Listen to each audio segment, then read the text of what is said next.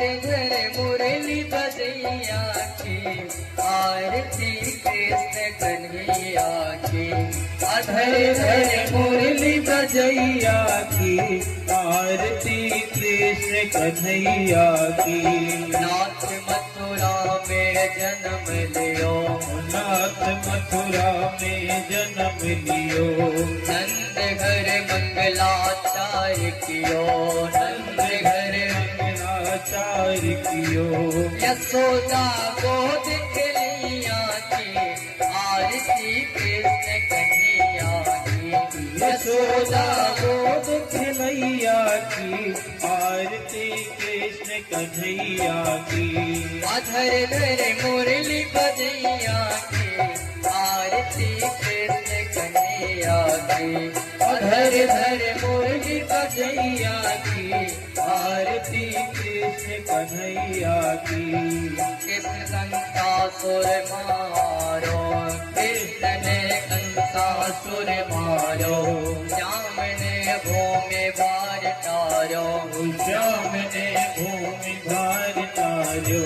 कृष्ण ने कंसासुर मारो, श्याम ने भूमि भार तारो।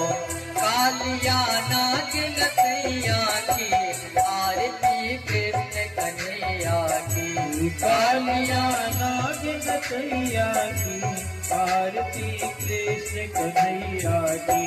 धर धर मुरली बजैया की, आरती कृष्ण कन्हैया की। धर धर मुरली बजैया की, आरती कृष्ण कन्हैया की। कृष्ण अर्जुन के प्यारे, कृष्ण अर्जुन के प्यारे। श्याम भक्तों के रखवारे, श्याम भक्तों के रखवारे। श्याम भक्तों के रखवारे। श्याम भक्तों के रखवारे। यमुना तट रास रचैया की, यमुना तट रास रचैया की। आरती कृष्ण कन्हैया की। यमुना तट रास रचैया की, आरती कृष्ण कन्हैया की। धर धर मुरली बजैया की, आरती कृष्ण कन्हैया की। धर धर मुरली बजैया की, आरती कृष्ण कन्हैया की।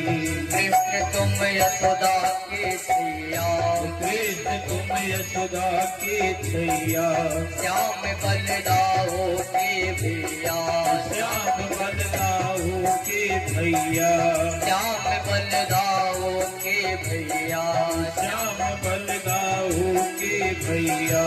मोहन बन गाय चरैया के, मोहन बन गाय चरैया के। आरती कृष्ण कन्हैया की। मोहन बन गाय चरैया के, आरती कृष्ण कन्हैया की। मोहन बन गाय चरैया के, आरती कृष्ण कन्हैया की। मोहन बन गाय चरैया के, आरती कृष्ण कन्हैया की। धर धर मुरली बजैया की, आरती कृष्ण कन्हैया की। धर धर मुरली बजैया की, आरती कृष्ण कन्हैया की। धर धर मुरली बजैया की, आरती कृष्ण कन्हैया की। धर धर मुरली बजैया की, आरती कृष्ण कन्हैया की। आरती कृष्ण कन्हैया की, आरती कृष्ण कन्हैया की। कर्पूर गौरम करुणावतारम, संसार सारम भुजगेन्द्रहारम। नावसन्तम विद्यारविन्दे भवं भवानी सहितं नमामि। त्वमेव माता सविता त्वमेव, त्वमेव बन्धो शिष्टा त्वमेव, त्वमेव विद्या दुर्गं त्वमेव, त्वमेव सर्वं देव देव। हरे राम हरे राम, राम राम हरे हरे। हरे कृष्णा कृष्ण कृष्ण हरे हरे। हरे राम राम राम हरे हरे। हरे कृष्णा कृष्ण कृष्ण हरे हरे। श्री कृष्ण गोविंद हरे मुरारी, हे नारायण वासुदेव।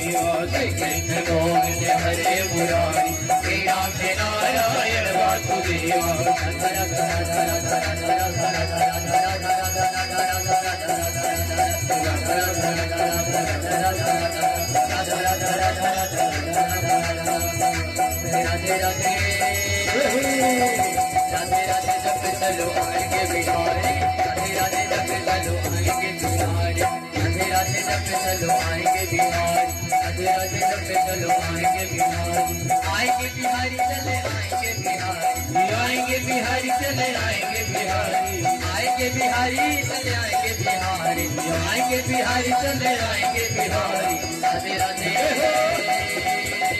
राधे राधे जब चलो आएंगे बिहारी राधे राधे जब चलो आएंगे बिहारी राधे राधे जब चलो आएंगे बिहारी राधे राधे जब चलो आएंगे बिहारी।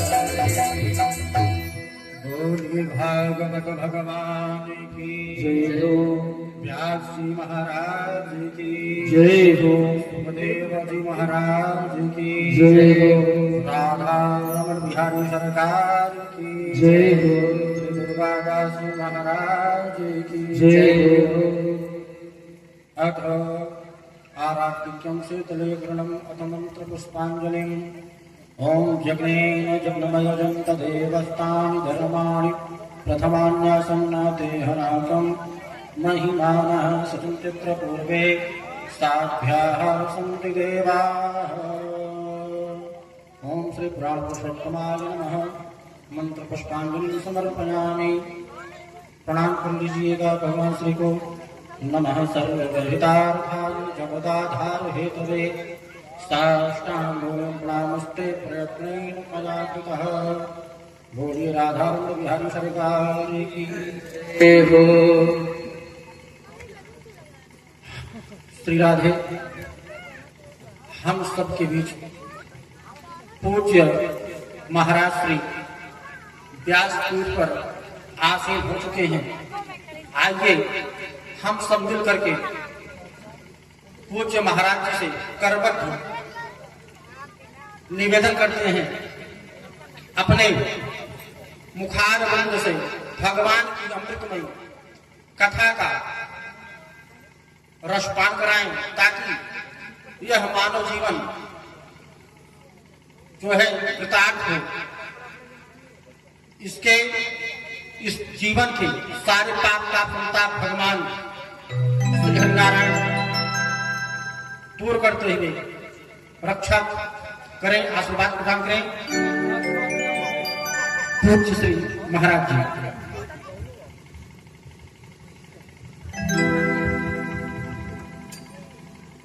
बोलिए लक्ष्मी नारायण भगवान की जय हो। उमापति महादेव की जय हो। श्री दुर्गादास जी महाराज की जय हो। जय जय श्री सीताराम।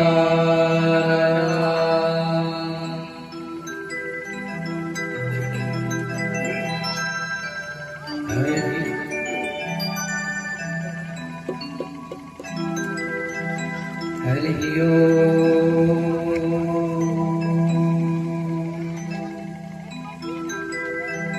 परमांकुश परकालयति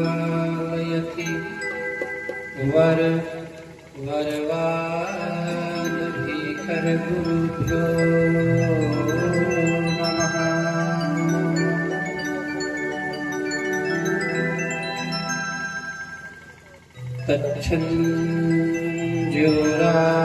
तच्छन्ज्योरावृणीमहे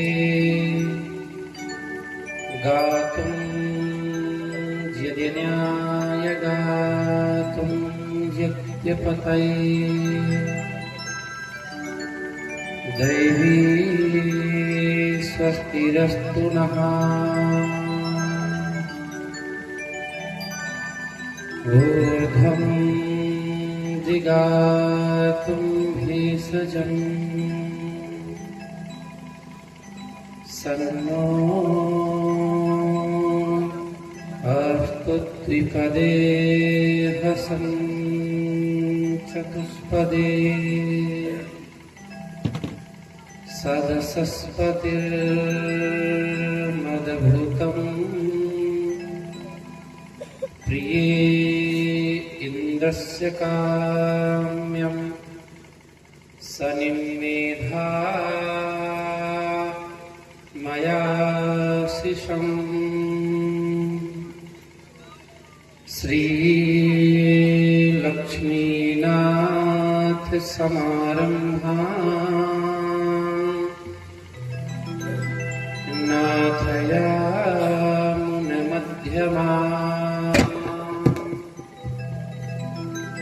अस्मदाचार्यपर्यन्ता वन्दे श्रीगुरुपरम्परा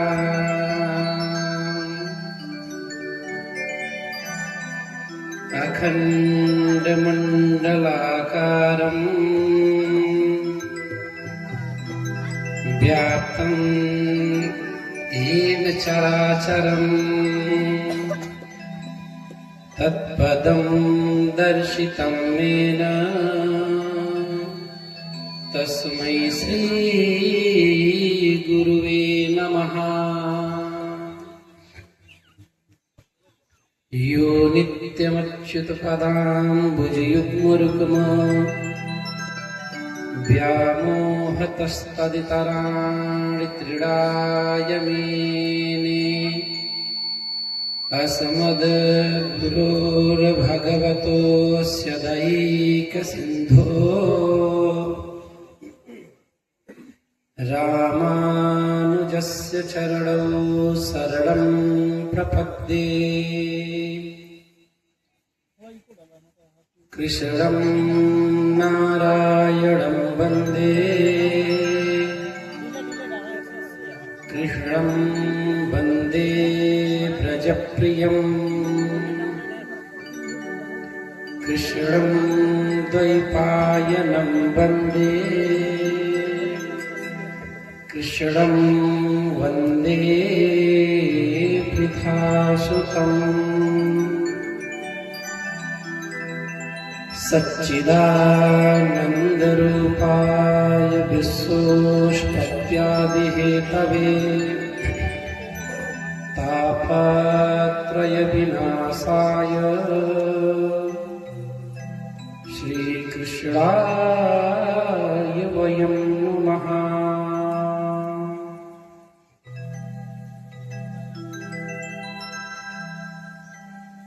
अचतुर्वदनो ब्रह्मा द्विबाहुरपरो हरि अभाललोचनो शम्भो भगवान् बादरायणे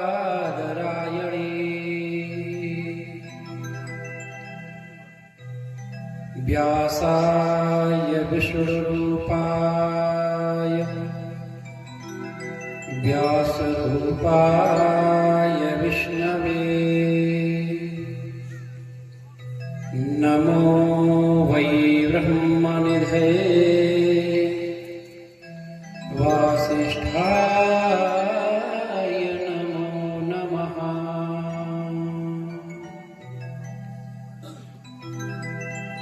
भक्त भक्त भगवन्त गुरु चतुर्नाम बपु एक तिनके पद वंदन किए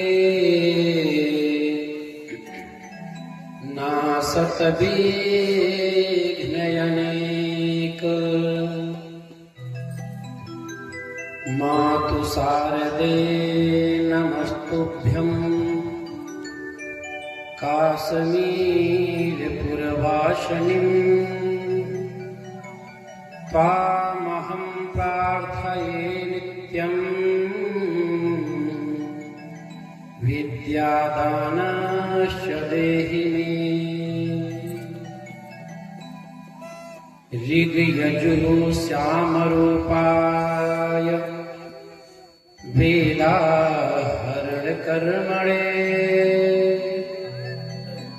नमो वै गीतवपुषे तत्शिरसे नमः। यस्य स्मरणमात्रेण जन्म संसार बंधना विमुच्यते नमः तस्मै विष्णवे प्रभविष्णवे। स्वामिन् त्वदीयो चरणाब्जकेशरो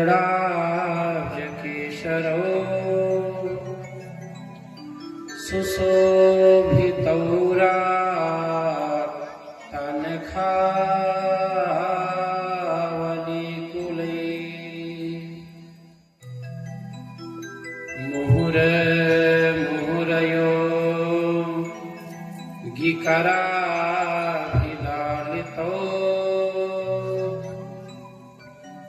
पुनः पुनः कांक्षतिमन्नघोव्रत। जय जय श्री राधारमण।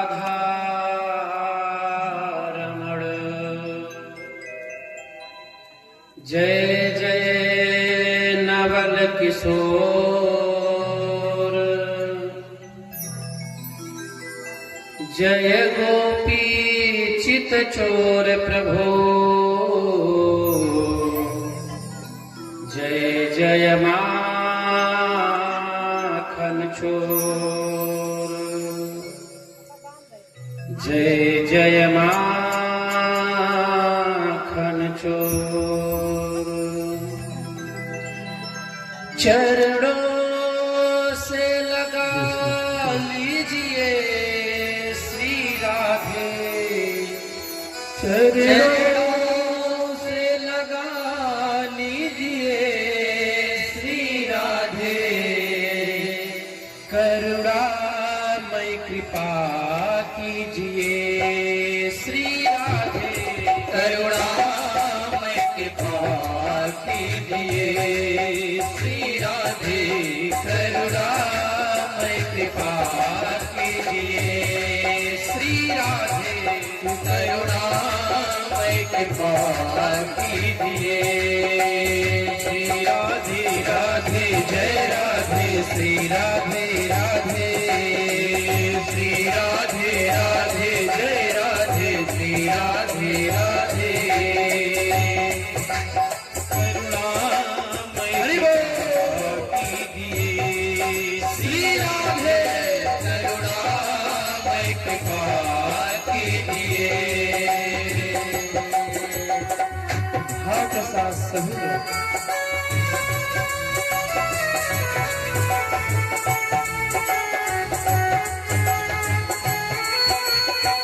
जय हो।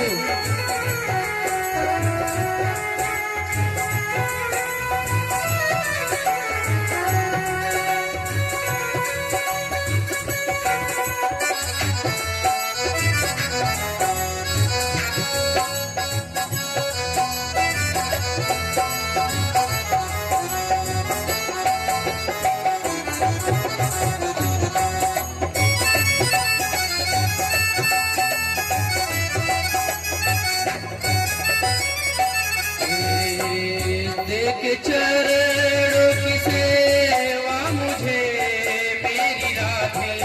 एक चरणों की सेवा मुझे मेरी राधे। एक चरणों की सेवा मुझे मेरी राधे। एक चरणों की सेवा मुझे मेरी राधे। मेरी किस्मत बना दीजिए श्री राधे। मेरी किस्मत बना दीजिए श्री राधे। मेरी किस्मत बना दीजिए श्री राधे। मेरी किस्मत बना दीजिए श्री राधे। राधे श्री राधे राधे। ओ श्री राधे राधे जय राधे श्री राधे राधे। श्री राधे राधे जय राधे श्री राधे।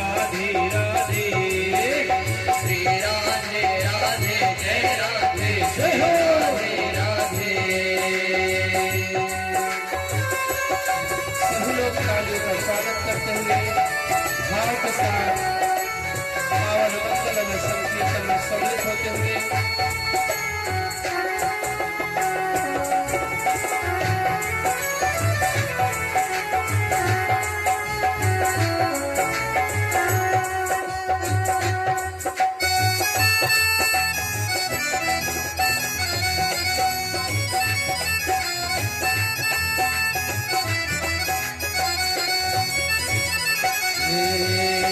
बीच मझधार में आप से श्री राधे, बीच मझधार में आप जी मेरी राधे, बीच मझधार में आप से श्री राधे, बीच मझधार में आप जी श्री राधे, पर नैया लगा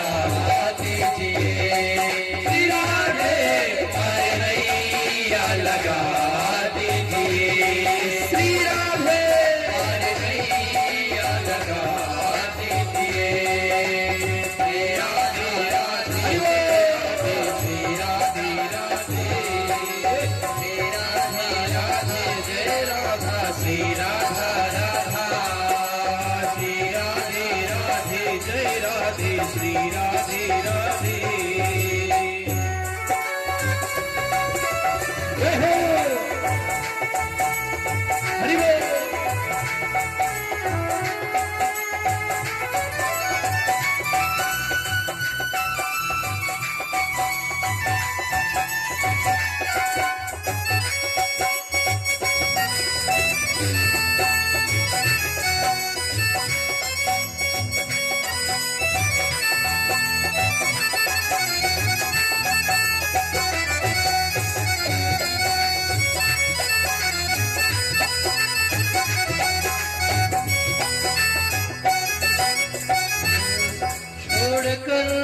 तेरा जाए कहाँ श्री राधे, छोड़कर तेरा जाए कहाँ श्री राधे, छोड़कर तेरा जाए कहाँ श्री राधे, छोड़कर तेरा जाए कहाँ श्री राधे, चरणों में बसा लीजिए श्री राधे, श्री राधे चरणों में बसा लीजिए, श्री राधे राधे, जय राधे श्री राधे राधे, श्री राधे राधे, जय राधे श्री राधे राधे, श्री राधे राधे, जय राधे श्री राधे राधे, करुणा में कृपा कीजिए श्री राधे, करुणा कीजिए श्री राधे, चरणों में लगा दीजिए श्री राधे, चरणों में लगा दीजिए राधे, चरणों में लगा दीजिए श्री राधे राधे, जय राधे श्री राधे राधे, राधे राधे, जय राधे श्री राधे राधे, श्री राधे राधे, जय राधे श्री राधे राधे, श्री राधे राधे, जय राधे, जय राधे राधे, हरे राम हरे श्री राधे, जय राम कृपा कीजिए श्री राधे, करुणा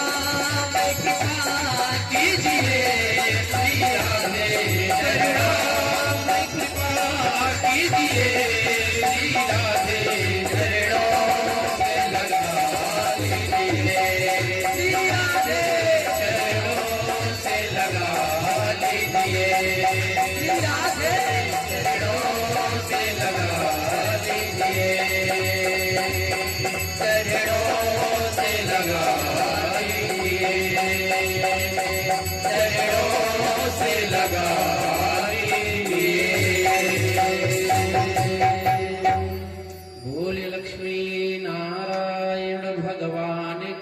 जय हो।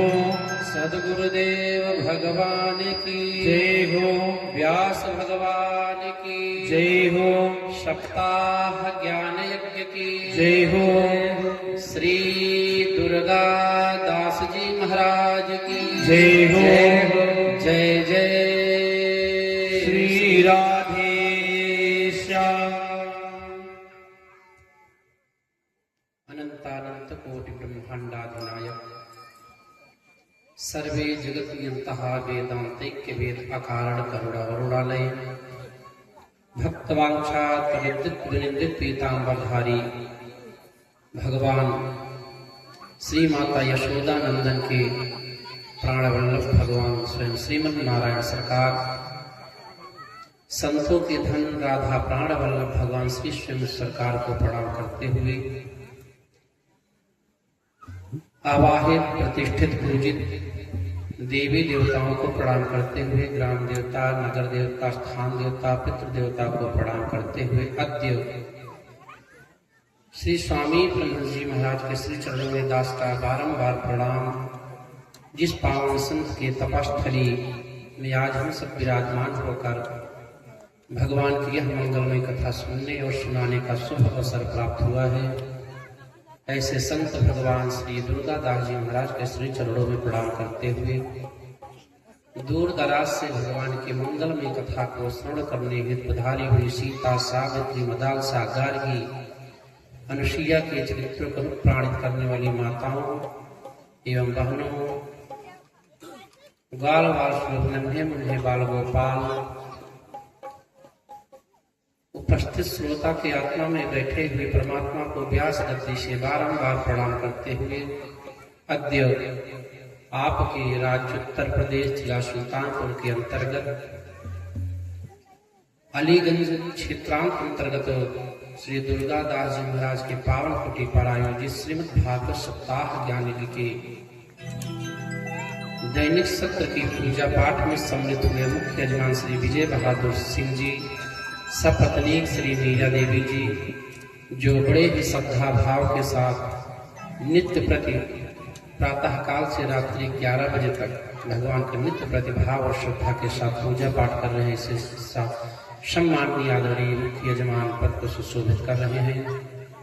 आइए आज श्रीमद् भागवत के चतुर्थ दिवस के मंगल में पुष्प को लेकर हम समस्त भक्त भगवान के श्री चरणों में चलते हैं कि नैमिषारण्य धाम के पावन तीर्थ में पूज्य श्री सूत जी महाराज के द्वारा 88,000 ऋषियों को भगवान का मंगल में कथा श्रवण कराया जा रहा है। कथा एक स्थान पर नहीं, कथा कई स्थान पर चल रहा है। आपको बताएं, सूत जी महाराज 88,000 ऋषियों को कथा श्रवण करा रहे हैं नैमिषारण्य में।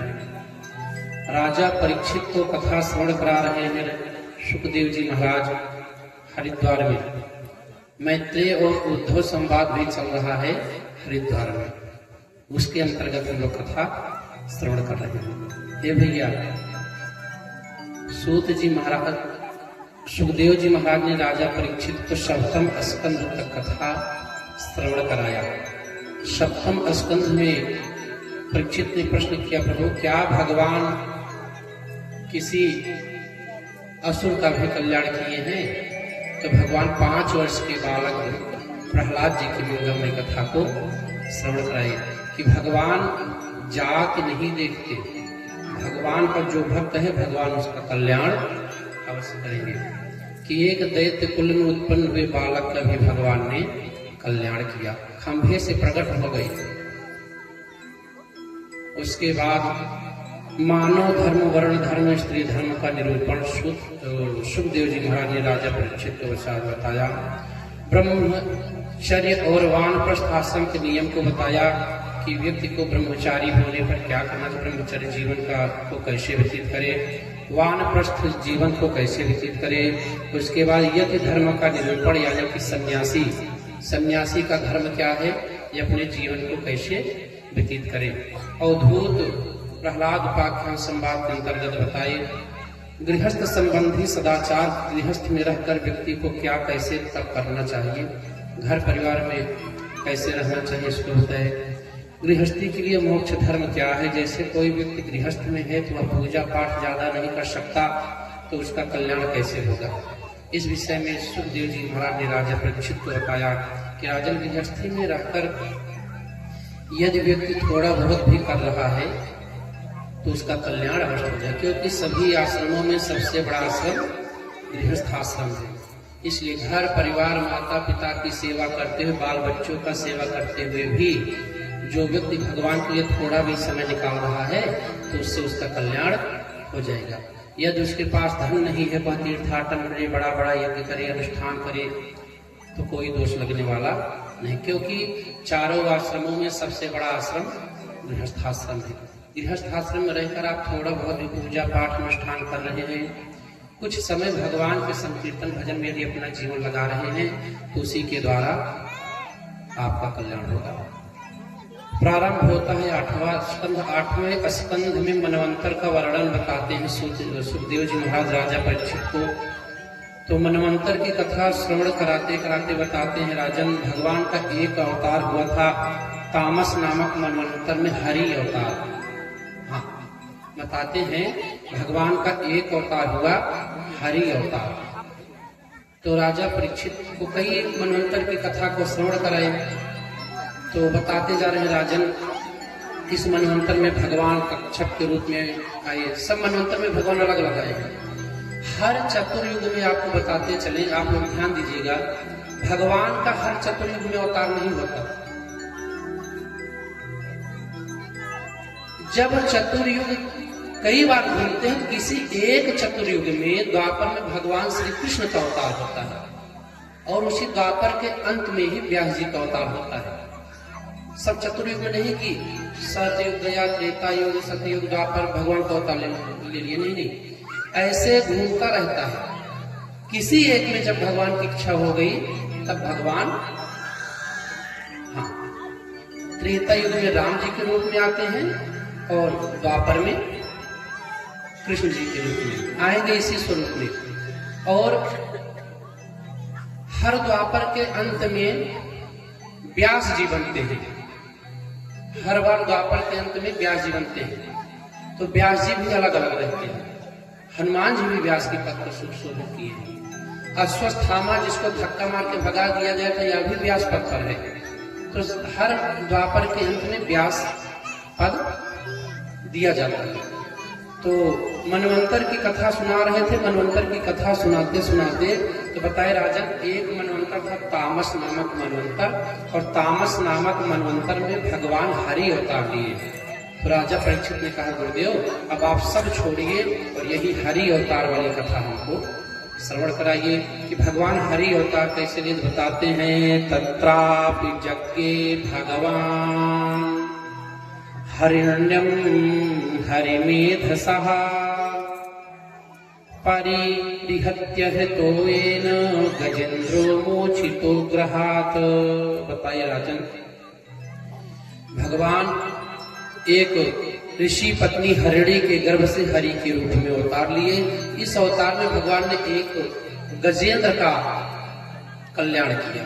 राजा परीक्षित ने कहा, गुरुदेव बस बस, अब यही गजेंद्र वाला हमको उपाख्यान श्रवण कराइए। क्या भगवान जो नहीं बोल पाता, जो भगवान का ध्यान नहीं कर पाता, क्या भगवान पशुओं का भी कल्याण करते हैं? सुखदेव महाराज ने कहा, हाँ हाँ राजा, भगवान मनुष्य का ही नहीं, भगवान पशुओं का भी कल्याण करते हैं। परीक्षित ने कहा, गुरुदेव, अब यही गजेंद्र वाली कथा आप हमको श्रवण कराइए। ध्यान पूर्वक आप लोग इस कथा को सुनेंगे। सावधान होकर आपस में वार्तालाप कदाप नहीं करेंगे। बोलिए लक्ष्मी नारायण भगवान की जय। कहते राजन, आसीद गिरिवरो राजन् स्त्रीकूट इत विस्तृतः क्षीरोदेनावृतः श्रीमान् योजनायुतमुच्छितः। बताए राजन, एक पर्वत है जिसका नाम त्रिकूट। त्रिकूट, त्रिकूट मतलब हुआ जिसका 3 शिखा हुआ। कूट मतलब शिखा, त्रि मतलब 3। जिसका 3 शिखा हो जिस पर्वत में, उसी का नाम है त्रिकूट। जैसे चित्रकूट है वैसे त्रिकूट है। तो त्रिकूट 10,000 योजन में फैला हुआ पर्वत है। कितना? 10,000।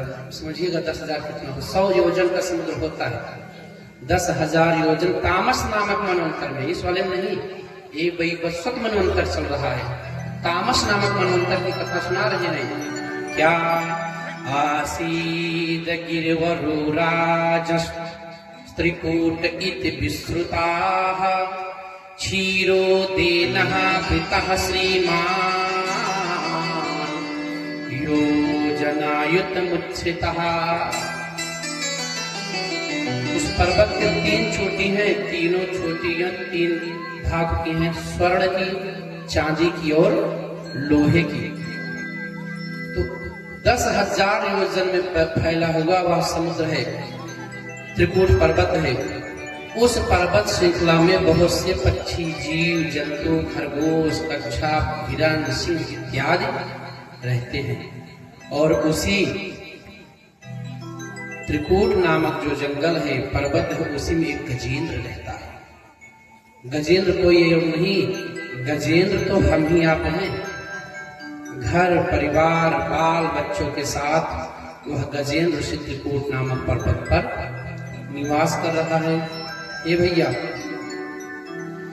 गजेंद्र जिस समय चलता है त्रिकूट पर्वत में अपने कुटुंबजनों को लेकर, तो गजेंद्र का जय जयकार होता है।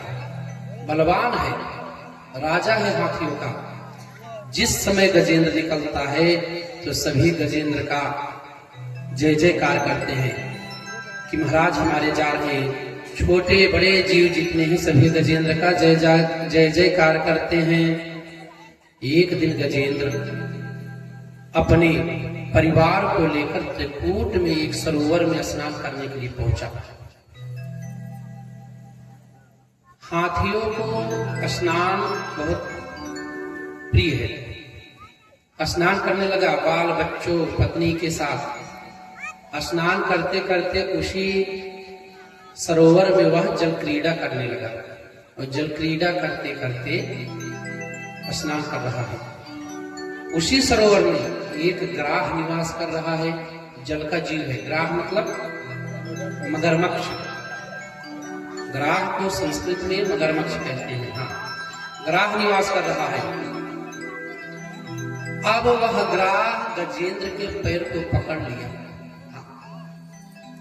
गजेंद्र के पैर को पकड़ लिया। गजेंद्र सोच रहा है, लग रहा है कोई नादान जीव है, गलती से पैर पकड़ लिया है, अभी जब हमको देखेगा छोड़ देगा कि इस त्रिकूट का राजा गजेंद्र है, गजेंद्र के पैर को मैं नहीं पकड़ूं। अभिमानी है गजेंद्र, अभिमान में है कि कोई जीव होगा भी छोड़ देगा और क्षमा याचना कर लेगा, मैं माफ कर दूंगा। ये भैया जल का जीव है, जल में उसकी ताकत अधिक है, शक्ति लग रही है। गजेंद्र को धीरे धीरे वह ग्राह जल में लेके जा रहा है। युद्ध प्रारंभ हुआ। गजेंद्र बल लगाता और खींचकर बाहर लेकर आ जाता। फिर ग्राह बल लगाता, खींचकर जल में लेकर चला जाता। इसी प्रकार युद्ध होते होते 1000 वर्ष बीत गए।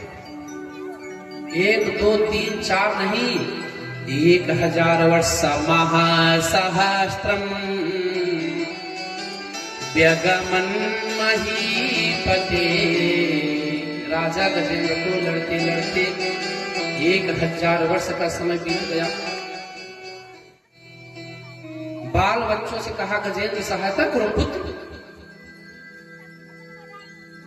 बच्चे कुछ दिन सहायता किए, लेकिन जब देख रहे पिताजी जल से निकल ही नहीं पा रहे हैं तो बच्चे छोड़कर जाने लगे। गजेंद्र पुकारा, रे पुत्रों कहाँ जा रहे हो हमें छोड़कर? मैं तुम्हारा पिता हूं, मैंने अपना पूरा जीवन तुम्हारे लिए नष्ट कर दिया। लेकिन बच्चों ने मुड़कर देखा नहीं।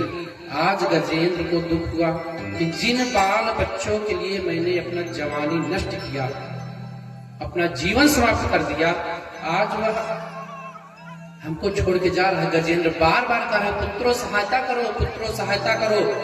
लेकिन गजेंद्र की बात जो पुत्रों ने सुना नहीं, छोड़कर गजेंद्र को चले गए। हे भैया, बच्चे चले गए, पत्नी साथ दे रही है। कुछ दिनों तक पत्नियों ने साथ दिया गजेंद्र को, वही युद्ध हो रहा है। गजेंद्र बल लगाता तो जल से बाहर खींचता और उधर ग्राह अकेले ही गजेंद्र को बल जल के बीच में लेकर चला जाता। जल का जीव है, बल अधिक लग रहा है। कुछ दिन पत्नियों ने साथ दिया, लेकिन देख रहे हैं स्वामी निकल नहीं रहे हैं, तो पत्नियों ने साथ छोड़ दिया। महाराज अब आप निकलने वाले, गजेंद्र के आंखों से अश्रुपात होने लगा। अरे अरे देवी, बच्चे छोड़कर चले गए, कोई बात नहीं, कम से कम तुम तो हमारा साथ दो। मैंने पूरा जीवन तुम्हारे लिए नष्ट किया, तुम्हारे साथ हमने बिताया, लेकिन आज हमारे ऊपर दुख पड़ गया, संकट आ गया, तो तुम भी साथ छोड़कर जा रही हो। ये भैया, पत्नी चली गई, वो गजेंद्र नहीं, यह कथा हम सब की कथा है।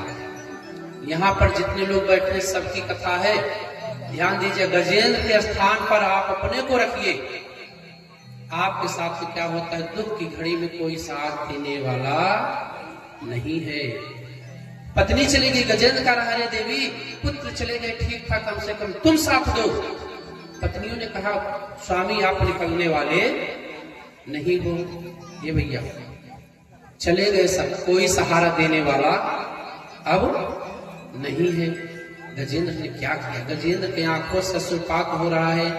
अब अकेला गजेंद्र लड़ रहा है, तो लड़ते लड़ते 1000 वर्ष का समय बीता। क्या समाह सहस्त्रम व्यगमन महीपते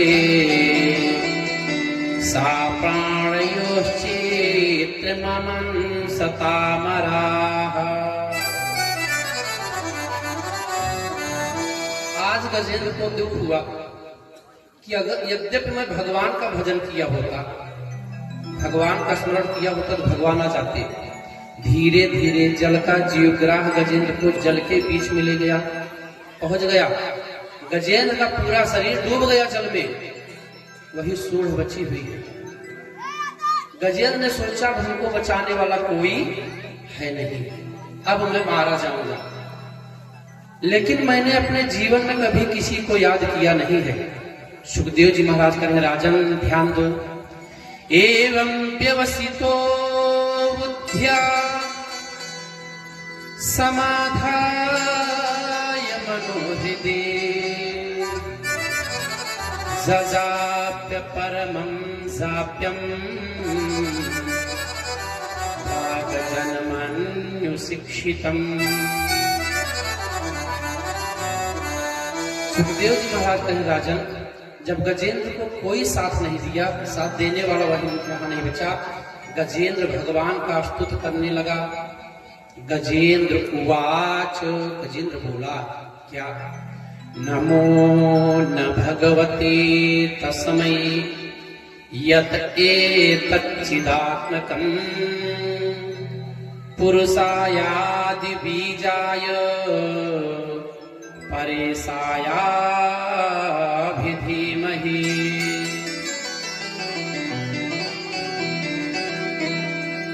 गजेंद्र भगवान से प्रार्थना कर रहे, प्रभु मेरा अब इस स्थिति में कोई साथ देने वाला नहीं है। मैं देख रहा हूं आकाश मार्ग में देवता आके खड़े हैं, लेकिन सब यह सोच रहे हैं गजेंद्र मेरा नाम ले तुम्हें बचाने आऊंगा। अभी गजेंद्र ने किसी का नाम नहीं लिया। गजेंद्र ने जो स्तुति किया भागवत जी में, उसको गजेंद्र स्तुति कहा जाता है। जब व्यक्ति के जीवन में कोई कठिन समय आ जावे, कोई संकट आ जावे, तो इस स्तुति का, स्तोत्र का पाठ करने से भगवान उसके संकट का हरण करते हैं। गजेंद्र ने जो स्तुति किया, इसका पाठ करने से संकट का हरण होता है। गजेंद्र ने कहा, प्रभु मैं देख रहा हूं आकाश मंडल में सभी देवी देवता भ्रमण कर रहे हैं, सब यह देख रहे हैं कि गजेंद्र हमको बुला ले, मेरा नाम लेवे तो मैं आ जाऊं बचाने। लेकिन प्रभु जिसका मैंने किसी का नाम नहीं लिया है, और जो जब मैंने नाम नहीं लिया तो वह नाम आपका ही है, क्योंकि भगवान का एक नाम है अनामी। जो किसी का नाम नहीं है वही भगवान का नाम है। ये भैया गजेंद्र डूबने वाला है, एकदम जल में जाने वाला है। उसी जल में सरोवर से एक कमल तोड़ लिया, तोड़कर भगवान को नमस्कार कर रहा है। नमो नमस्ते खिल कारणाय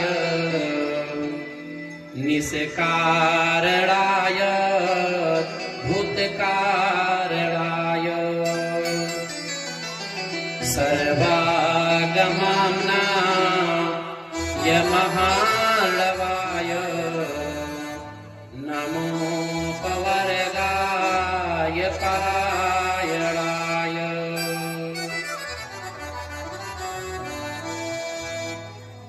पुष्प तोड़ा और पुष्प को भगवान श्रीमन नारायण के श्री चरणों में समर्पित करते हुए गजेंद्र ने कहा, प्रभु मैं किसी का नाम नहीं लिया, मैंने नाम नहीं लिया, इसलिए जो अनामी होगा वह हमारी रक्षा करेगा। हे भैया भगवान यह दृश्य देख रहे थे। भगवान ने देखा गजेंद्र को बचाने के लिए कोई जा नहीं रहा है, तो जो किसी का नाम नहीं वही हमारा नाम। कहते हैं भगवान के गरुड़ का वेग मन से ज्यादा तेज है। गरुड़ जी का जो चाल है, वेग है, वह मन से तीव्र है। और गरुड़ से ज्यादा तेज भगवान का सुदर्शन चलता है। माता लक्ष्मी जी पाद संवाहन कर रही हैं और भगवान ने देखा गजेंद्र तो डूबने वाला है, अभी मर जाएगा।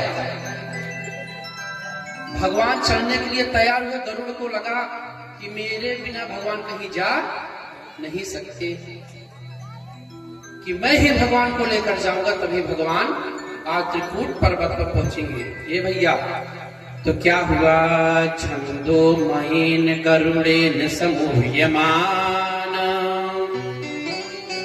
चक्रायुधोभ्यगमदासु यतो गजेन्द्रः। भगवान जैसे चलने के लिए तैयार हुए, माता लक्ष्मी ने कहा, प्रभु कहाँ जा रहे हो?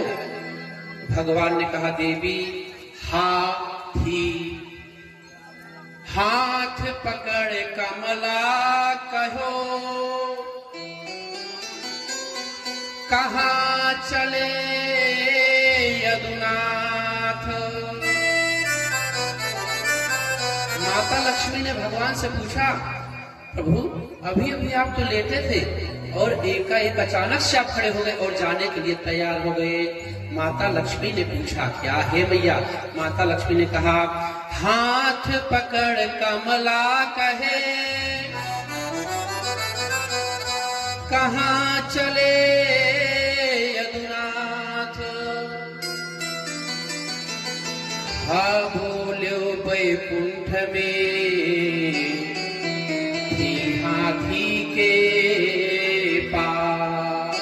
भैया माता जी को हा तो सुनाई पड़ा लक्ष्मी जी को, लेकिन थी कहते कहते भगवान त्रिकूट नामक पर्वत में सरोवर के तट पर पहुंच गए। तो देख क्या रहे हैं, साविक्ष पीडित मजः सहसावतीर्य शग्राहमाशु सरसः कृपयोज्यहारः ग्राहादिपाटित मुखादरिणा गजेन्द्रम् संपश्यतां हरिरमुचुस्त्रियाणाम्। पुष्प कमल लेकर गजेंद्र अपने सूंड में ऐसे पकड़ा है।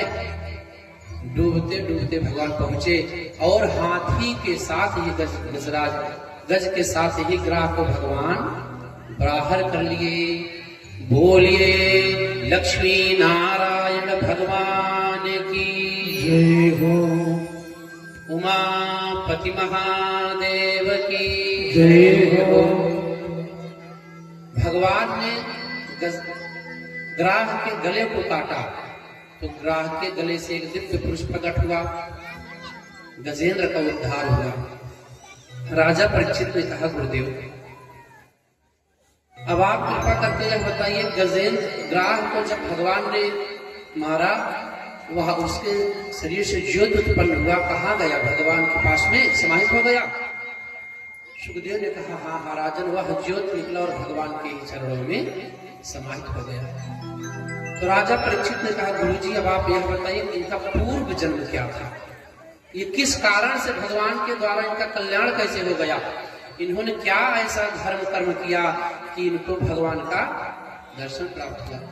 सुखदेव जी महाराज कहते हैं, राजन ध्यान पूर्वक सुनो। गजेंद्र तो युद्ध करते करते 1000 वर्ष बीता था। भगवान आए और उसका कल्याण किए, और इसी दृश्य को संत लोग बैठे बैठे देख रहे थे कि गजेंद्र जब युद्ध करता तो जल में अंदर बाहर हो रहा था। भगवान वैकुंठ से देखे कोई आया नहीं, भगवान आए और गजेंद्र का रक्षा किए। गजेंद्र की रक्षा तो बाद में कल्याण हुआ और ग्राह का कल्याण पहले हो गया। परीक्षित ने कहा, आप यह बताइए कि गुरुदेव इनका पूर्व जन्म क्या था? सुखदेव जी महाराज ने कहा, राजन ध्यान पूर्वक सुनो। यो सौग्राह सवै सत्य परमश्चर्य रूपधिक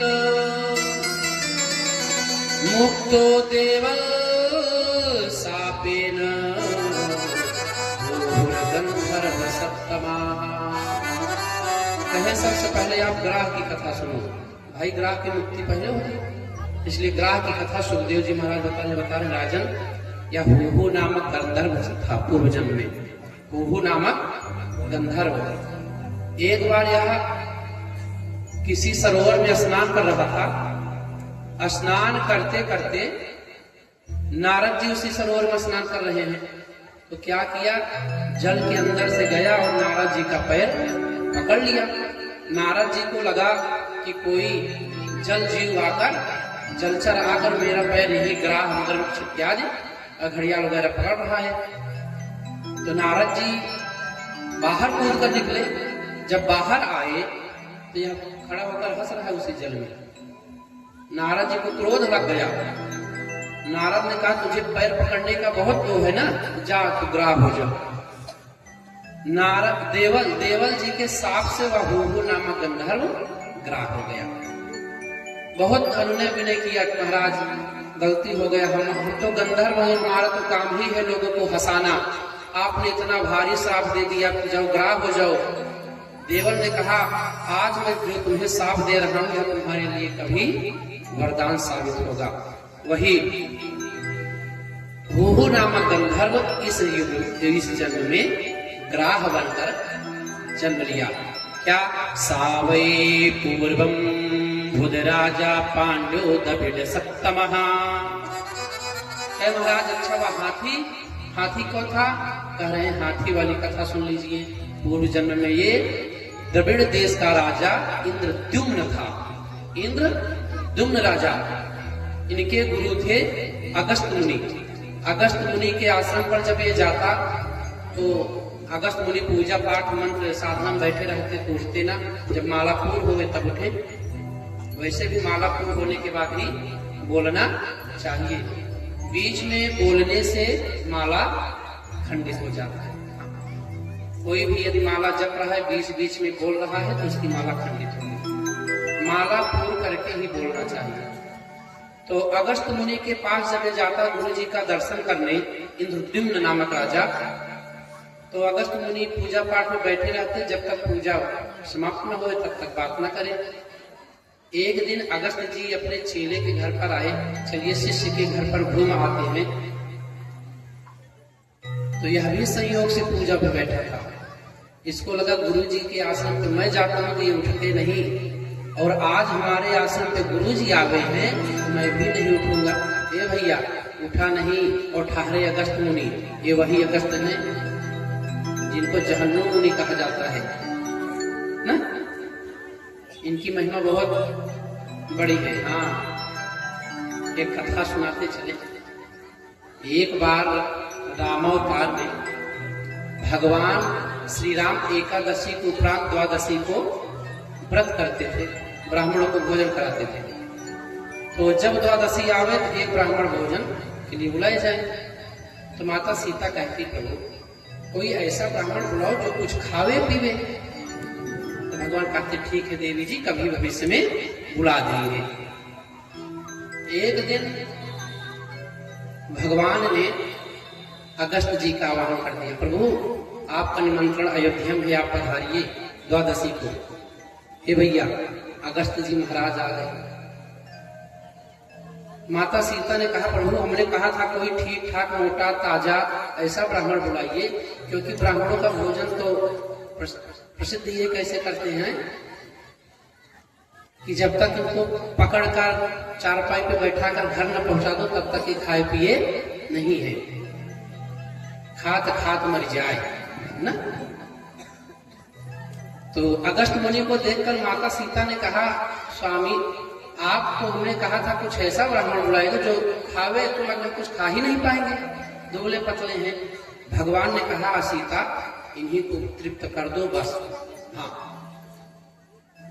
माता सीता अपने हाथों से रसोई बना रही है, ब्राह्मण की बात है, और बनाने वाले घर में बहुत हैं। बनाना प्रारंभ की माता सीता और बनाए जा रही है, अगस्त जी खाए जा रहे हैं। भैया सुबह से शाम हो गया, भोजन बंद नहीं हुआ। एक दिन बीत गया, अगस्त मुनि न डकार ले रहे हैं, न उठ रहे हैं, न पानी पी रहे। 2 दिन बीत गया, अनवरत भोजन चल रहा है, भोजन चल रहा है। माता सीता ने रिद्धि और सिद्धि गणेश जी का आह्वान किया, आइए अभी लाज आपके हाथ में है। गणेश जी पूरी निकालना प्रारंभ किया, रिद्धि और सिद्धि बनाना प्रारंभ कर दी। 2 दिन 3 दिन 4 दिन बीत गया, माता सीता से पूरी ले आकर दे रही है।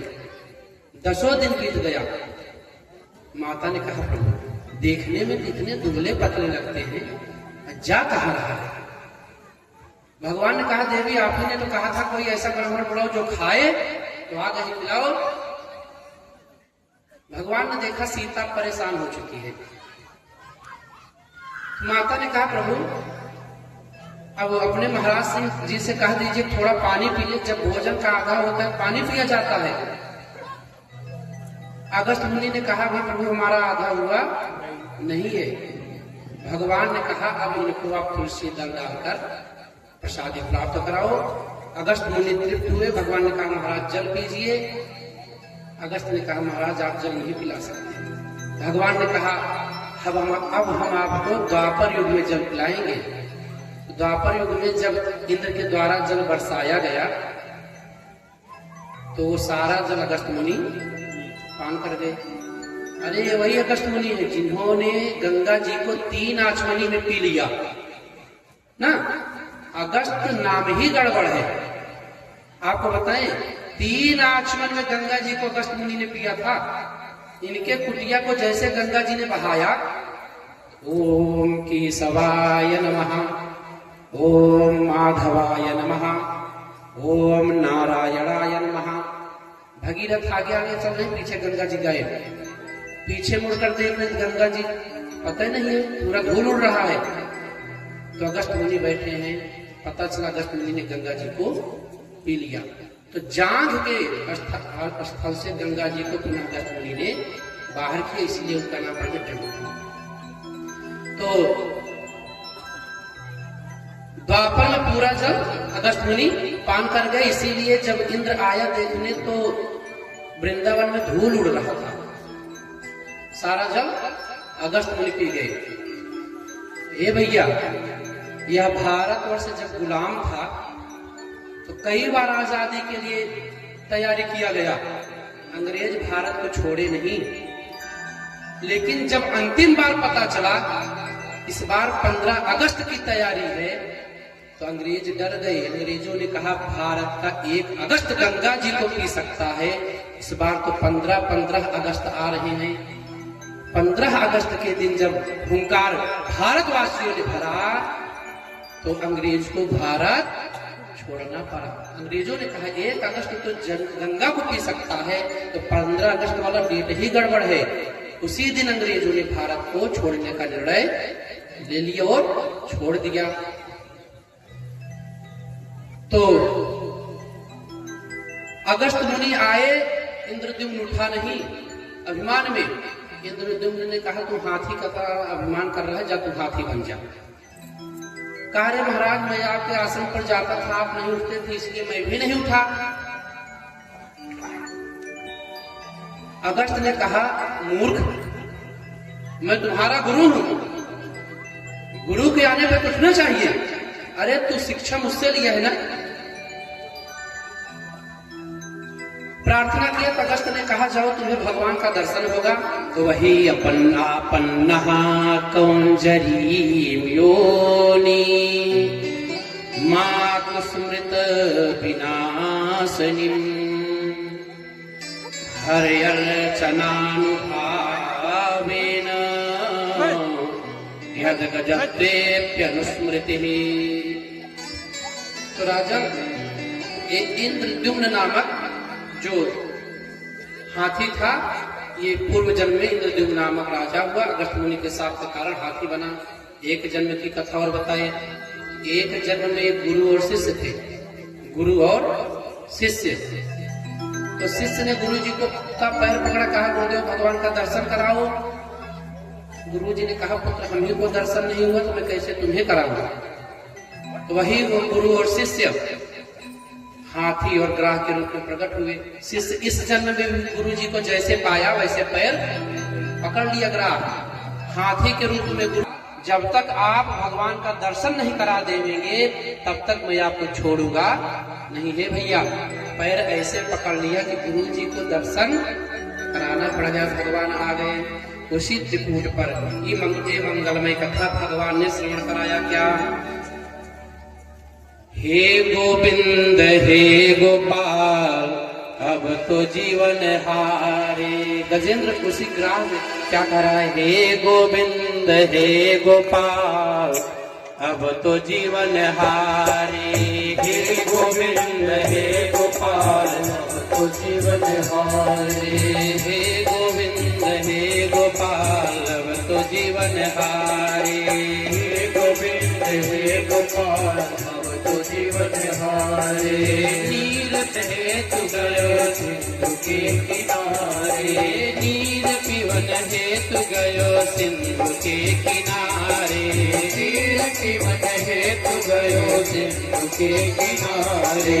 सिंधु बीच बसत ग्राह चरण कहीं पथारे। सिंधु बीच बसत ग्राह चरण कहीं पथारे। सिंधु बीच बसत ग्राह चरण को पछारे। तो बीच बसत ग्राह चरण को पछारे। हे गोविंद हे गोपाल अब तो जीवन हारे। हे गोविंद हे गोपाल अब तो जीवन हारे। हरि बोल।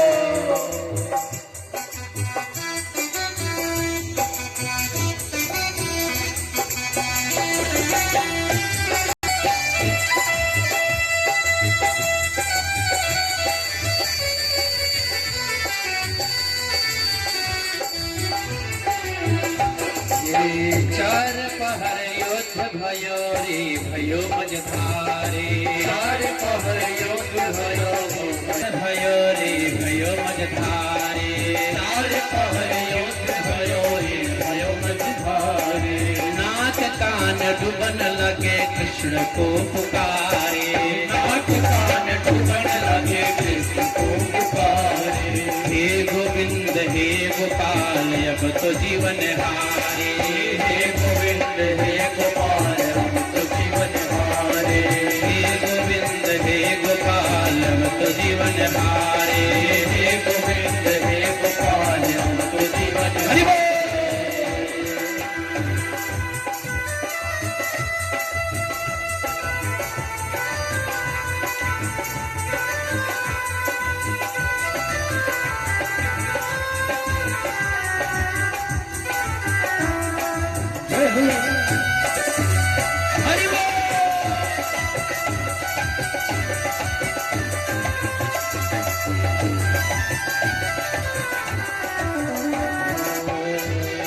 द्वारिका में शब्द गयो सुर भयो हारे। द्वारिका में शब्द गयो सुर भयो हारे। द्वारिका में शब्द गयो सुर द्वारिका में सत्य गयो सोर भयो हारे। गजेंद्र का अस्तुत कहाँ तक पहुंचा आवाज? बता रहे हैं द्वारिका में भगवान विराजमान है। द्वारिका में सत्य गयो सोर भयो भारे। द्वारिका में सत्य गयो सोर भयो हारे।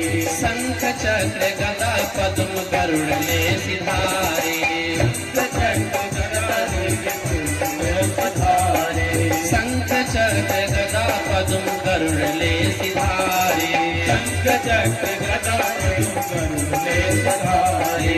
हे गोविंद हे गोपाल अब तो जीवन हारे। हे गोविंद हे गोपाल अब तो जीवन हारे। हे गोविंद हे गोपाल अब तो जीवन हारे। हे गोविंद हे गोपाल अब तो जीवन हारे। हरि बोल।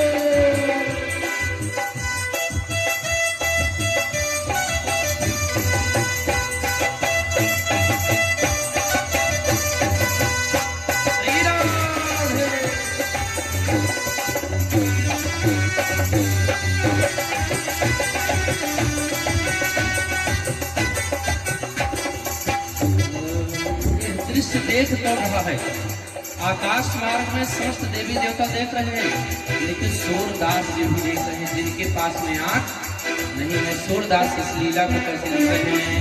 सूर कहे श्याम सुनो सरल है तिहारी। सूर कहे श्याम सुनो सरल है तिहारी। सूर कहे श्याम सुनो सरल है तिहारी। सूर कहे श्याम सुनो सरल है तिहारी। मैया सूरदास का प्रभु, जिस प्रकार से आप ग्राह का उद्धार कर रहे हो ना, ऐसे इस भव सागर से हमारा भी उद्धार करो। जिस प्रकार आप ग्राह का उद्धार कर रहे हो, ऐसे ही इस संसार सागर से भव सागर से आप हमारा भी उद्धार करिए। सूरदास कर रहे हैं, सूर कहे श्याम सुनो सरल है तिहारी। सूर कहे श्याम सुनो सरल है तिहारी। सूर कहे श्याम सुनो सरल है तिहारी। सूर कहे श्याम सुनो सरल है तिहारी। अब की बार पार करो नंद की दुलारे। अब की बार पार करो नंद के दुलारे। अब की बार पार करो नंद के दुलारे। अब की बार पार करो नंद के दुलारे। हे गोविंद, सभी लोग एक बार बहुत साथ, हे गोविंद हे गोविंद। भगवान को जब कोई संकट आवे ऐसे बुलाना है, हे गोविंद हे गोपाल अब तो जीवन हारे। हे गोविंद हे गोपाल अब तो जीवन हारे। हे गोविंद हे गोपाल अब तो जीवन हारे। हे गोविंद हे गोपाल अब तो जीवन हारे। हे गोविंद हे गोपाल अब तो जीवन हारे। हे गोविंद हे गोपाल अब तो जीवन हारे। हे गोविंद हे गोपाल अब तो जीवन हारे। हे गोविंद हे गोपाल अब तो जीवन हारे। हे गोविंद हे गोपाल अब तो जीवन हारे। हे गोविंद हे गोपाल अब तो जीवन हारे। हे गोविंद हे गोपाल अब तो जीवन हारे। हे गोविंद हे गोपाल अब तो जीवन हारे। हे गोविंद हे गोपाल अब तो जीवन हारे। पूरे संसार से ग्राह ने आशा किया था गजेंद्र ने, लेकिन कोई साथ देने वाला। जब हम और आप भी अपने जीवन में, जब हमारे जीवन के सारे मार्ग बंद हो जावे, तब जिसका कोई न सहारा भी न तेरे,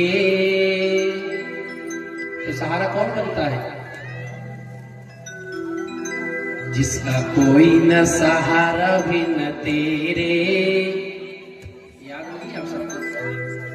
घन श्याम संवरिया मेरे, है ना?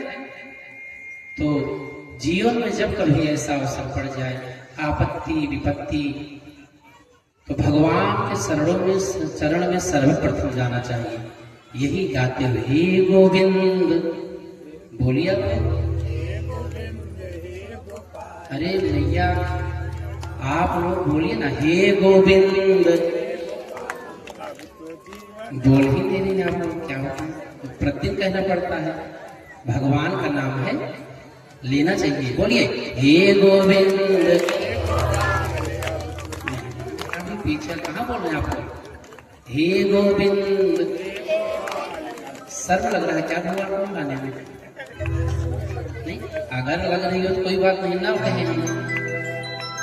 अभी कहीं लड़ाई करना हो, किसी पड़ोसी से कुछ हो जावे, अरे तब देखिए कहाँ से लाउड निकलता है, साउंड तेज हो जाएगा, कुछ पता ही नहीं चलेगा ना। हे गोविंद, वाह।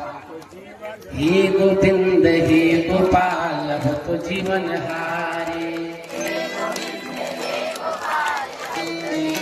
सही बताए भैया, अगर आप सच में बोल दीजिए जैसे आप लोग बोलते हैं हमेशा, तो इधर लंगड़ी, इधर जो गांव है मझना इत्यादि सब जगह पहुंच जाएगा बिना साउंड की आवाज।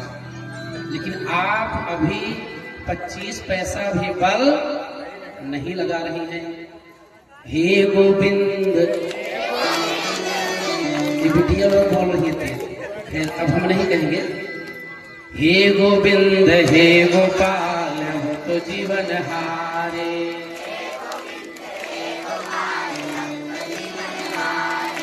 हे गोविंद हे गोपाल अब तो जीवन हारे।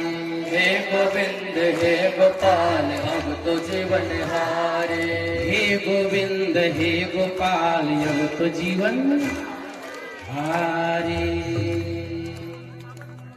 जीवन में जब कभी ऐसी परिस्थिति आ जावे तो आप संसार में मत दौड़िए, आप भगवान के पास दौड़िए। घर में जो आपके मंदिर हो, पास में जो मंदिर हो, वहां पर जाकर आप शरणागत लीजिए, प्रभु मेरे ऊपर कष्ट आ चुका है। क्योंकि जो कष्ट देता है वही कष्ट सहन करने का शक्ति भी प्रदान करता है। और हम क्या करते हैं, हम कष्ट के समय भगवान को ही भुला देते हैं। बताएं, आप लोग बोल नहीं रहे थे, इसलिए एक उदाहरण बता दें। वैसे हमारी कथा का प्रसंग नहीं है, लेकिन बताते चल रहे हैं। एक भैया थे, उनकी पत्नी थी, तो पत्नी उनकी बहुत लड़ती थी। किसी से जब झगड़ा हो जावे तो चालू, यानी कि कोई उनसे जीत नहीं पाता। इससे उनके जो पतिदेव थे वो भी भैया परेशान थे। अनायास भी थोड़ा सा भी कुछ हो जाए तो लड़ाई चालू। उलाहना मिलता कि भैया आपकी जो पंडितानी है वो अनायास ही युद्ध को उतारू है, हाथ फेंक कर लड़ाई। ऐसे एक दिन छत पर चढ़ी, कुछ उनको दिखाई पड़ा पड़ोसी के छत पर, तो लड़ना चालू कर दी। गांव की थी तो पर्दा भी की है, घूंघट की है। लड़ते लड़ते इतने आवेश में आ गई, उनका पैर छत से नीचे सरक गया, गिरी। सब कुछ तो ठीक था, लेकिन यही मुंह फट गया। पतिदेव ने कहा, मैंने कहा था ना लड़ाई मत किया करो। तो लेकर जाना पड़ा डॉक्टर के पास। डॉक्टर के पास में ले गए तो डॉक्टर ने कहा, देखो पंडित जी, चोट तो भाई गहरा है, टाँका मारना पड़ेगा, 500 रुपए लगेगा। महाराज जी ने कहा, डॉक्टर साहब कोई बात नहीं, इतना सिलने का 500 रुपए? डॉक्टर ने कहा, हाँ 500 रुपए। पंडित जी ने कहा, महाराज अगर इसका पूरा मुंह सिलना पड़ जाए कितना लोगे? आप 1000 रुपए ले लो और इसका पूरा मुंह सिल दो, नहीं तो अनायास ही लड़ाई करती रहती। तो कथा, भागवत, अनुष्ठान, जयकारा में बोलना चाहिए, शर्म नहीं करना चाहिए। बोली लक्ष्मी नारायण भगवान की जय। उमापति महा। हमने सुना है एक बार समुद्र में मंथन हो गया था। यह कथा कैसा है हमको बताइए कि समुद्र में मंथन कैसे हुआ? तो सुखदेव जी महाराज ने कहा, राजन समुद्र में मंथन होने का कारण सुनिए। यदा दुर्वास सहसापा सेन्द्रः लोकस्त्रयो नृप निहि श्रीकामश्च भवस्तत्र नेषूरित्यादयः क्रियाः। राजन, एक बार दुर्वासा मुनि, दुर्वासा स्वयं भगवान शिव के अवतार है। शिव पुराण के अंतर्गत कथा है कि दुर्वासा शिव जी के अवतार है। तो दुर्वासा जी वैकुंठनाथ भगवान श्री हरि का दर्शन करके लौट रहे थे, तो भगवान अपना माला प्रसादी किसी श्रेष्ठ का माला प्रसादी स्वीकार कर लेना चाहिए। जैसे यजमान जी हमारे देते हैं माला प्रसादी, उसमें उस व्यक्ति का ताप, बाल, जप सब समाहित हो जाता है। जैसे मंदिर में जाइए तो महाराज जी भगवान का उतारा हुआ माला पहना देते हैं, संत महात्मा अपना माला प्रसादी प्रदान कर देते हैं। तो ले लेना बड़ी बात नहीं है, लेकर उसका सदुपयोग करना बड़ी बात है।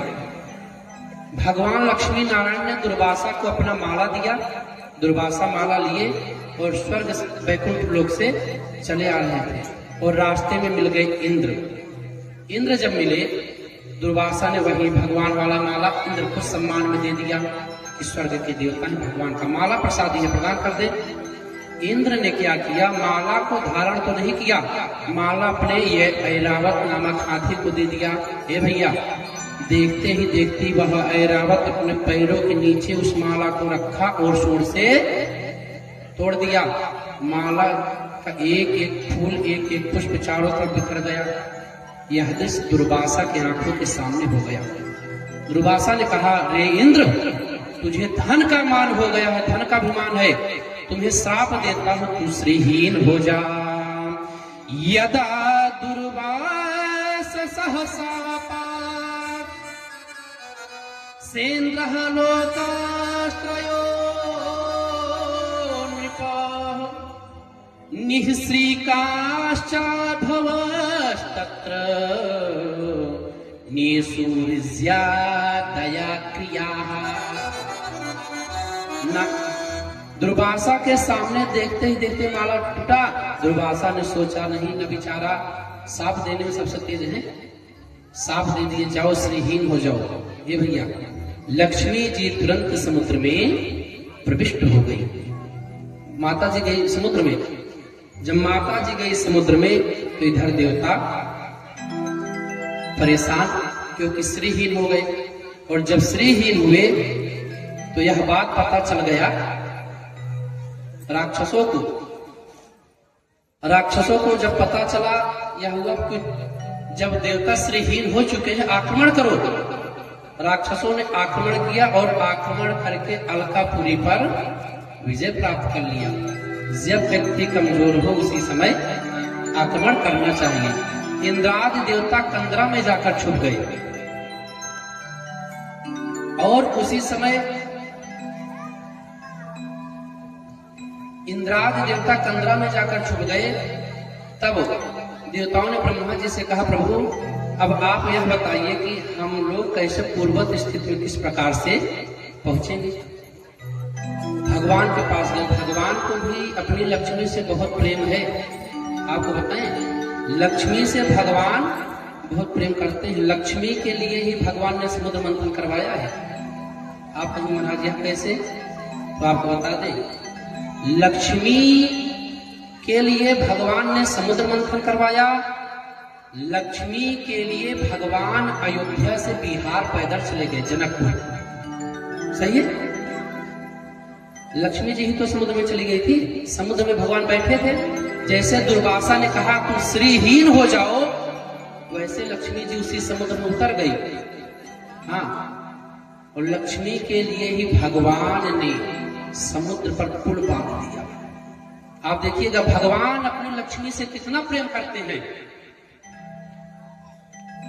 यह आप कथा के द्वारा सुनिए कि लक्ष्मी को प्राप्त करने के लिए भगवान समुद्र पर पुल बांध दिए। लक्ष्मी को प्राप्त करने के लिए भगवान अयोध्या से जनकपुर चले गए पैदल, दोनों भाई।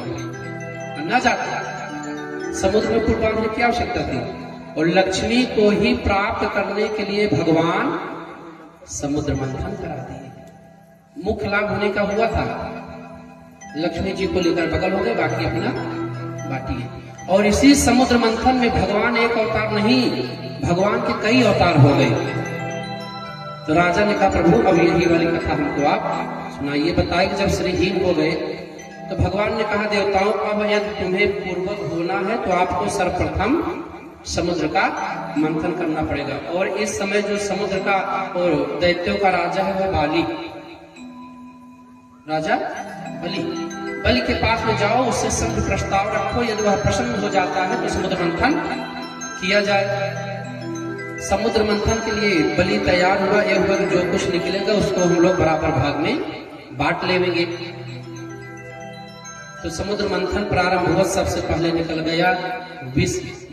हाँ, जब विष निकला अब कौन लेवे, विष निकला तो इस प्रकार से उसके प्रकट होते ही यह चराचर जगत जलने लगा। लोगों ने कहा क्या किया जाए, हम सब अमृत जानकर मंथन कर रहे थे, इसमें विष निकल गया, इसको कौन ले। सभी पहुंचे भगवान शिव के पास। शिव के पास अनुनय किए प्रभु आप इस विष को ग्रहण करें, आप नहीं ग्रहण करेंगे तो यह सृष्टि ही नष्ट हो जाएगा। इसका ताप, इसका तेज इतना तेज है कि सृष्टि जल रही है। भगवान शिव ने बिना सोच विचार के ही उस विष को ग्रहण किया, अपने कंठ पर रोका, नाम पड़ गया नीलकंठ। उसी समुद्र से ही घोड़ा निकला, घोड़ा चला गया राक्षसों के पास। हाथी निकला, हाथी पहुंच गया इंद्र के पास। कल्प वृक्ष निकला, वह चला गया स्वर्ग में। इस प्रकार से 14 रत्न श्रीमत रंभा वारुणी। मदरिया निकला, मदरिया निकला तो दैत्य ने सोचा अमृत निकल गया, पान कर लिए। और जब पान कर लिए तो बेहोश हो गए। जब उठे इस बार उनको और ज्यादा ताकत हो गया। मदिरा पीने के बाद ताकत बढ़ जाता है। व्यक्ति जो नहीं कहना चाहता, जो नहीं रहता, वह भी करने के लिए तैयार हो जाता है ना। ऐसे ही एक सज्जन थे, वो मदिरा पान कर लिए। मदिरा पान करके घर पर आए, रात्रि का समय हो गया तो घर पर तो आ गए। घर का दरवाजा ढूंढते ढूंढते पहुंच गए वो भैंस वाले कक्ष में, जहां भैंस वाली थी सार में। वहां पहुंचे, वहां पहुंचकर भैंस की पूंछ पकड़ लिए। जब पूंछ पकड़ लिए तो कह रहे हैं अरे रोज रोज चिंटू की मम्मी 2-2 चोटी बांधती थी, आज कहां से एक चोटी बांध के रखी है। ये भैया मदिरा ऐसी चीज है कि जो व्यक्ति का सर्वस्व नाश कर देता है। इसीलिए कहते हैं मदिरा पान नहीं करना चाहिए। जो मदिरा पीने लगे धर्म इत्यादि तो नष्ट हो जाता है, उसका परिवार भी नष्ट हो जाता है। शास्त्र ने कहा है नशा बहुत ही बुरी चीज है। नशा करने से व्यक्ति को नरक हो जाता है, नरक। नशा करने वाला कोई ब्राह्मण यदि हो तो शास्त्र ने कहा है उसको दान नहीं करना चाहिए। वह ब्राह्मण नहीं, वह ब्राह्मण तो ग्राम का सुअर हो जाता है। शास्त्र कहीं पर मौन नहीं है। शास्त्र ने उत्तर दिया, नशा करने वाले ब्राह्मण को यदि दान दोगे तो विष्ठा के समान हो जाएगा। पद्म पुराण में वर्ण आया क्या, धूम्रपान रतम विप्र। ध्यान दीजिएगा, पुराण का क्या रहा है, धूम्रपान रतम विप्र दानम कुर्वन्ति ये नरः ते नरः नरकं दाते ब्राह्मणा ग्राम सूकरः। जो व्यक्ति धूम्रपान मतलब गांजा, सिगरेट, धुएं से संबंधित जो भी नशा है करता है, उसको कोई दान करता है तो दान देने वाला और दान लेने वाला दोनों नरक को चले जाते हैं। शास्त्र ने कहा कि नशा करना ही नहीं चाहिए, नशा करने से नरक होता है। क्या, विजया कल्प में कंतु 10 कल्पम तमालम सत्कल्पम तो धूम्र संख्या न दीयते। शास्त्र ने बताया क्या करने से क्या होता है, ध्यान देकर मैया सुनिएगा। विजया कल्पमेकम तु, विजया मतलब भांग, हाँ जो भगवान शंकर को चढ़ता है। विजया कल्पमेकम तु, एक कल्प तक नरक होता है। एक कल्प 100, 200, 500, 1000 साल नहीं, चतुर्युग, कई चतुर्युग जब बीतता है तब एक कल्प होता है। भांग खाने वाले ध्यान देंगे, जो यहाँ पर बैठे होंगे और भांग खाते होंगे तो नरक तो जाना ही जाना है, क्योंकि कहा गया विजया कल्पमेकम तु 10 कल्पम तु नागिनी। नागिनी एक वृक्ष है जिससे अफीम निकलता है, उसको नागिनी कहा गया। तो नागिनी यानी अफीम खाने वाले को 10 कल्प तक नरक में रहना पड़ता है। कितना? 10 कल्प तक। तमालम सतकल्पम तु, तंबाकू, पान नहीं, पान में तंबाकू डाल के नहीं खाना चाहिए। तमालम सतकल्पम तु 7 कल्प तक, 100 कल्प तक। तंबाकू खाने वालों को 100 कल्प तक नरक होगा। तमालम सतकल्पम तो धूम्र संख्या न दीयते। धुआं पीने वाले का तो संख्या नहीं है, इनको कितने वर्ष का नरक होगा। इसीलिए जीवन में धूम्रपान, मदिरापान, तंबाकू, पान, गुटखा यह सब खाना नहीं चाहिए। तो बताए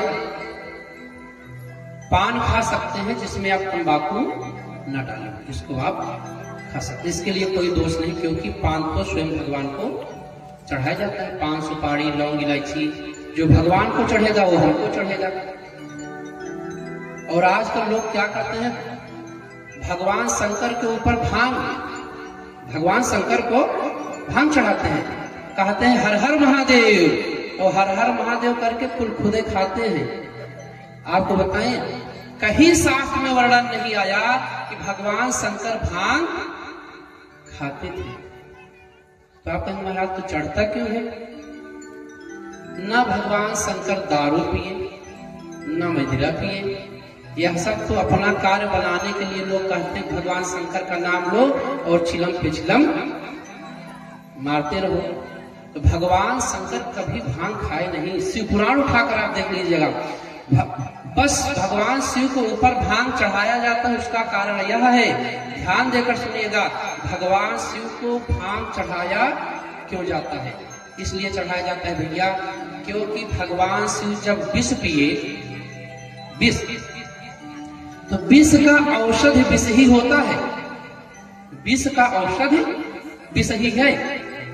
जैसे किसी को जब सर्प काटता है, नाग, फिटार अपने यहाँ कहते हैं, उसको कोई दवा नहीं दिया जाता, उसको उसी सर्प वाला ही एंटीवेनम दिया जाता है उचित मात्रा में, क्योंकि विषानाम विषौषधि, विष को काटने का कार्य विष ही करता है। तो भगवान शिव जब विष पिए तो सिर में असर हुआ, उसी सिर पर उनके भांग, धतूरा, मंदार इत्यादि रखा जाने लगा कि भगवान को भावना के अनुसार शांति प्रदान हो। और भगवान शिव कभी भांग, गांजा, दारू इत्यादि पीते नहीं। लोगों ने भ्रांति फैला दिया और ये टेलीविजन वाले और ज्यादा कर दिए कि भगवान शिव घोट घोट कर पीते थे। तो ऐसा कहीं पर शास्त्रों में वर्णन नहीं आया, क्योंकि शिव पुराण में नहीं आया, इसका मतलब कहीं नहीं आया। और हे भैया, पूछने वाले से पूछो तो इतना सुंदर सुंदर श्लोक बना बना के सुना देते हैं। एक व्यक्ति सामने कहा भैया तंबाकू नहीं खाना चाहिए, कहे महाराज आप जानते नहीं, उनके नहीं, भैया करणी थे, कहे महाराज जो तंबाकू नहीं खाता वह स्वर्ग नहीं जाता। हमने कहा भैया हम तो अभी नहीं पढ़े थे इसको, तो श्लोक भी सुना दिए। हमके कहीं पर है प्रमाण, आकर बताए महाराज जो तंबाकू नहीं खाएगा वह स्वर्ग नहीं जाएगा। हमने कहा भैया हमको भी बता दीजिए। तो बता रहे जे जे न खादंति तमाल पत्रम, उनके आगे बताए ते ते न गच्छन्ति कदापि स्वर्गम। हे महाराज बताए भैया जो नहीं खाता वह स्वर्ग जाने का अधिकारी नहीं है। तो ऐसे भी लोग हैं वो सिद्ध कर देते हैं। हाँ? एक लोग और मिले, कहे महाराज राजा पिए गांजा। हम कहे बस करिए, बहुत आगे और बताइए आप। तो भैया नशा में तंबाकू इत्यादि करने से भी शास्त्र ने बताया है कि नरक हो जाता है, नहीं करना चाहिए। विष पहुंचा भगवान शिव के पास और ऐरावत नामक हाथी पहुंच गया इंद्रलोक में,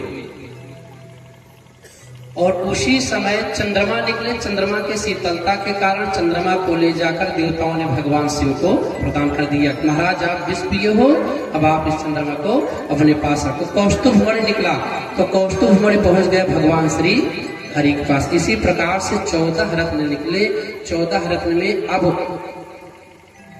लक्ष्मी जी का समय आया। लक्ष्मी जब निकली सभी देवता लाइन लगाकर बैठ गए, हमको चाहिए हमको चाहिए। हे भैया लेकिन लक्ष्मी सदा सर्वदा नारायण के पास में जाती है ना, लक्ष्मी नारायण के लिए ही बनती है। लक्ष्मीवान लक्ष्मीपति नहीं बना जा सकता है, लक्ष्मीवान तो बन सकता है। प्रकट हो गए, अमृत कलश लेकर प्रकट हुए तो राक्षस लोग दौड़ पड़े पकड़ने के लिए और छोड़ लिए धनवंतरी महाराज से। भगवान मोहिनी अवतार लिए, मोहिनी अवतार लेकर अमृत कलश छुड़ाकर देवताओं को अमृत पिलाए और राक्षसों को जल पिलाए।